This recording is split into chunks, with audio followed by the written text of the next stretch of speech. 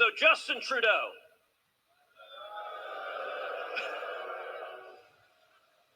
said, I don't like me some truckers, so we're going to seize your assets.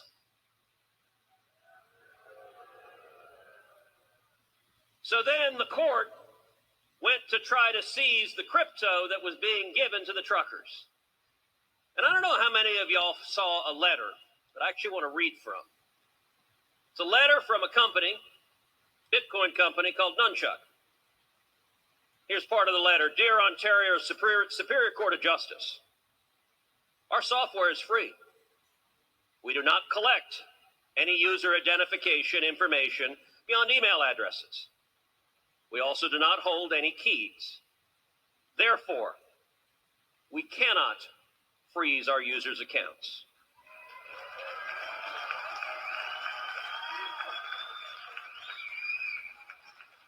We cannot prevent them from being moved.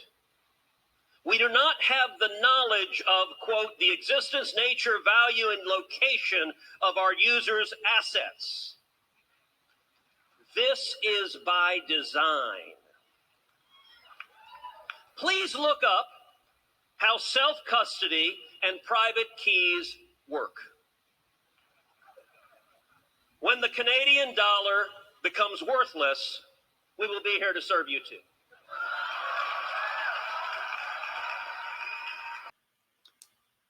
Hey everybody, it's Eddie from Tokyo. This is your cryptocurrency update from Japan, and that was Senator Ted Cruz. He's from Texas, and boy, is he getting a lot of mileage from his crypto narrative. Yeah, and in this video, we will look at someone who does have the knowledge on how to freeze accounts and prevent money from moving. But first, I want to take a look at this market. Here we go again, flipping back into the green. It's like a fresh trout just caught flopping on the dock, because this market for the last 2 months has been flipping to red, then flipping back to green, and then flipping to red, and then flipping back to green. I did take advantage of that last spill of red. I bought some Ethereum, Bitcoin, XRP, Quant, Gala, XDC, and Luna. And we've got Ethereum up 9% in the last 24 hours. Bitcoin also is up 9%, trading at 38,749. XRP right around 70 cents, up 9%. Quant up 8%. Gala up 19%. XDC up 17%, and Luna up 17%. I really had no idea we would see such a quick turnaround. But in this video, we're going to take a look at a brand new focus that Ripple has. Yeah, I'm going to start calling them the Ripples on. You'll see why. And a new SEC motion in the lawsuit was filed, and a look at how a mega bank is using XRP. All right, everybody, let's get to it.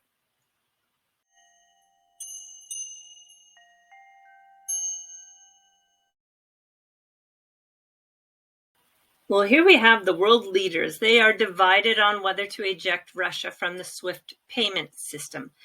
Boris Johnson is pushing very hard to move in that direction, but Germany is really slowing things down, warning that she doesn't want to do it ahead of the emergency EU meeting.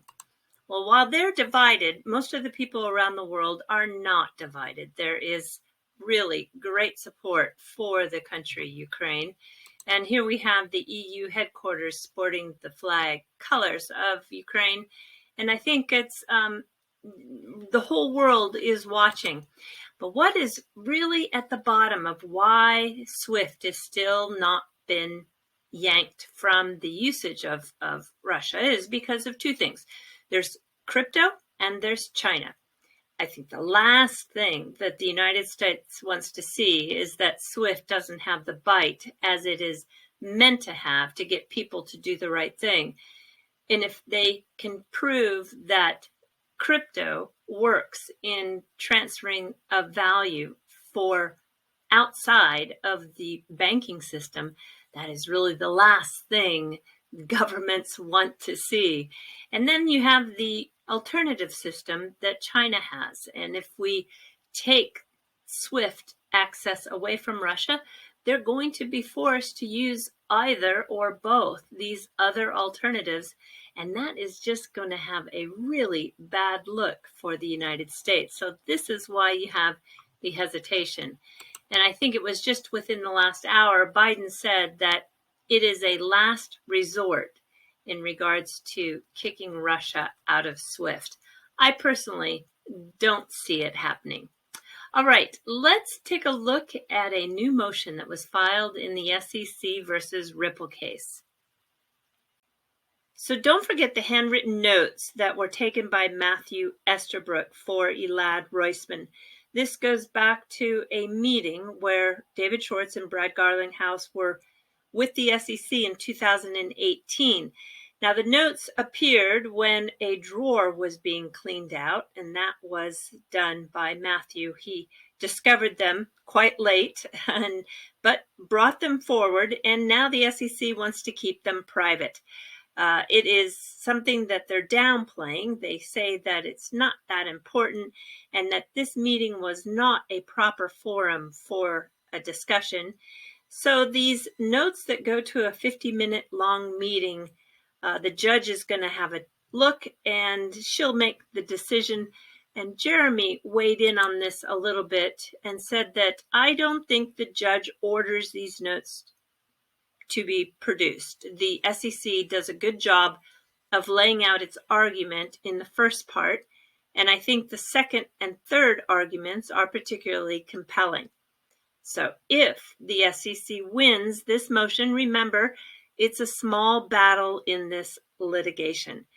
So we have until the end of February, February 28th, and then the expert discovery will be over. All right, let's keep it going. Check this out. This is why I call Ripple the Amazon of blockchain. We've got a brand new position that's advertised. It's accelerating the Internet of Value, hyper accelerating. It is going to launch the accelerator program this year that will incubate, support, and help scale the ecosystem of developers and projects built on the XRP ledger. Yep, I think you can call them Ripplezon. Okay, here's an exclusive for you. I have two videos that I have mashed together. You are going to see the mega bank in Singapore not only works with Ripple, but they are also utilizing the digital asset XRP for their exchange. Now, you just have to put it together, and you can see that there is a lot of synergy here. Have a listen. Blockchain is the key to payments going forward, especially cross-border payments. We at Ripple are an enterprise software company connecting senders and receivers on the Ripple network around the globe. Blockchain technology enables you to move money faster, with more certainty, cheaper, and importantly, more environmentally friendly. We're super excited about the network that we've built. We have big financial institutions on the network, and we have classic cutting-edge fintechs and PSPs on our network as well, all working together with one goal, which is to move value across the internet as fast and efficiently as possible. Absolutely. So for us, we are making cross-border payments simpler. They need to be cheaper. On an average, it costs 7% of the principal taken away when a $200 transaction moves from point A to point B. And if we truly want internet to be successful, like we talked about, it to be the global force in terms of globalization, then it needs a money system which is at a fraction of this cost. And that's what we're building. And the way I think about it would be we are building it with existing traditional financial institutions. So let's take an example. DBS, relatively conservative bank in Singapore, they are now operating a digital asset or a cryptocurrency exchange, selling Bitcoin, Ethereum, and XRP to its customers, right? So here's a traditional company which essentially uses its ability to do AML, KYC on Singaporean citizens and then be able to provide them an off-ramp, right? An on-ramp and off-ramp, right?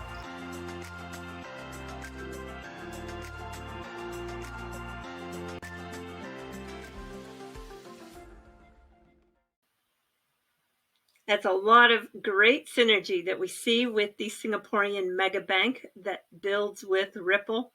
They have their digital exchange that provides those on-ramps and off-ramps of XRP, which is designated a digital payment token on their website, paired with the Singapore dollar, the US dollar, the Japanese yen, and the Hong Kong dollar.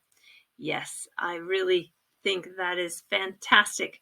Really, that digital asset XRP is really making some waves here in Southeast Asia. All right, we are jumping to a really great story. There is a sword collector in Australia. His name is Ian Brooks. He spotted this katana on an internet auction and bought it for just $3,800. When he received it, he did a little bit of research and discovered that it was the missing national treasure in Japan. It has been missing for decades. It would belonged to this gentleman about 200 years ago. That is the 27th lord of the Shimazu clan. It is unsure really how it ended up in New York, which is where the Australian gentleman bought it from. Chances are, well, at the end of the war, a lot of things went missing from this country. So nobody's in trouble, but the greatest thing is this gentleman, Mr. Brooks, is going to give the sword back to the shrine of where it was originally kept in Kagoshima. And so it's got a great happy ending.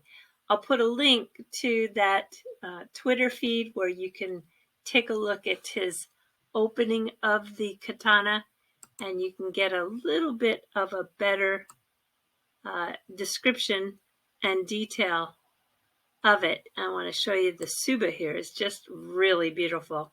Anyway, great story. All right, everybody, do take care. Sayonara for now. Bye-bye.